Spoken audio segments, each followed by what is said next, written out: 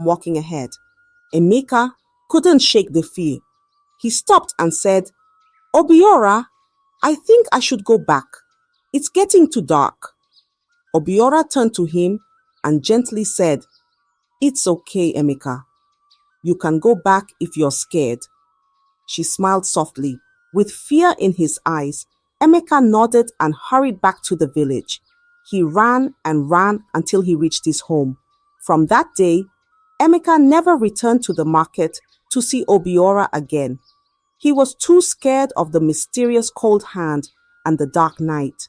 Obiora missed him, but continued her peaceful life in the village. The villagers wondered why Emeka suddenly stopped visiting the market, but no one knew the secret of that night. Obiora had a secret. She wasn't just an ordinary girl from the village. She was actually from the deep, magical forest beyond Duru. In the forest, Obiora lived with her family, who were not human. They had the ability to take different forms, but Obiora was the only one who could look like a human all the time. Her family loved her very much, but they didn't want her to get close to humans.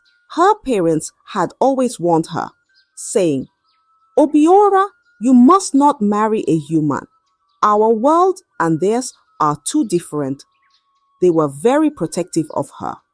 When Emeka started visiting Obiora, her parents got worried. They didn't want her to fall in love with him, so they decided to scare him away. The cold hand that Emeka felt on his back was her family's doing, a trick to keep him away from Obiora. Obiora felt sad. She liked Emeka and wanted to have friends in the village. She didn't want to live under her family's rules anymore.